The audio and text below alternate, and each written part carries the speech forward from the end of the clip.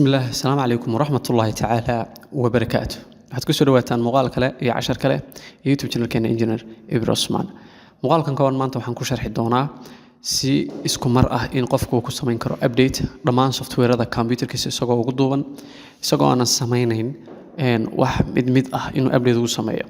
haddii tusaale ahaan 4 computerkaaga ka mid ah software-ada kugu jira ay u baahan yihiin update inaad marba mid tagto aad update garayso waqti way ka qaadanaysaa laakiin farsamadan inagoo internetka kaliya computerkeena ku xidhayna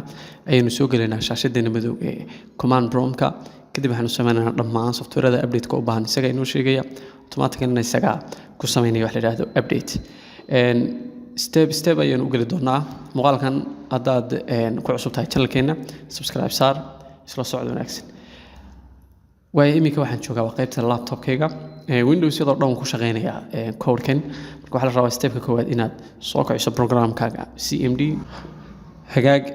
marka programada Windows-ka oo dhan computerada ay ku duuban yihiin oo ku shaqeynaya 8 8.1 10 11 iyo wixii la mid ah marka programka hadda Windows taabatid waad ku qori kartaa CMD sidoo kale haddaad dhahdid Windows plus S waad qori kartaa CMD step-ka kale ee aad ku soo kicin kartid command-ka CMD-da waxaa ka mid ah Windows plus R kadib qaybtan hoose ayaad waxaad ku qori doontaa CMD enter ayaad leedahay shaashadan qaybtan sida marka lagu soo saaro ayaan markaa code ka qoraynaa code-ka inoo saamaxaya in dhammaan programada computerkeena ku duuban si isku mar ah loogu sameeyo update waxaa jira laba code kaliya inuu qoraynaa labada code ayaana inoo sheegaya update-ka ka koowaad wuxuu sharxayaa oo qofka uu soo muujinaya ama uu ku tusaya inta program ee computerka ku jira ee haatan u baahan update ka labaadna isaga ayaa update ku sameynaya programkan marka ka koowaad waxaad sameynaysaa waxaad qoraysaa winget ama winget upgrade ayaad qoraysaa winget upgrade marka programkan ama code-kan wuxuu kolkaad qorto soo saaraya inta program ama inta software computerkaaga ku duuban oo update u baahan inta markaad qorto waxaad siinaysaa enter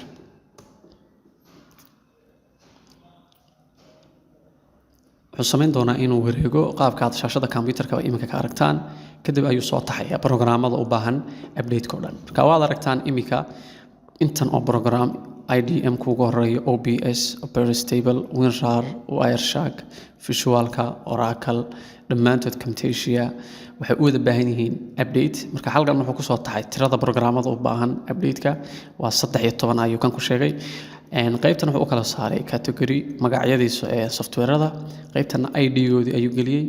halkan mid walba version-kiisa sidoo kale halkan waxa ku jira available-ka tusaalahan haddii kan IDM kan halkan aad ka aragtaan uu u baahan yahay update imika waa 6.38 laakiin haddii hadhow la update gareeyo wuxuu noqonayaa oo update-kaad heli kartaa imika wuxuu yahay waa 6.41 dhammaantoodna waad arkaysaa in farqi u dhaxeeyo kadib code-ka labaad wuxuu noqonayaa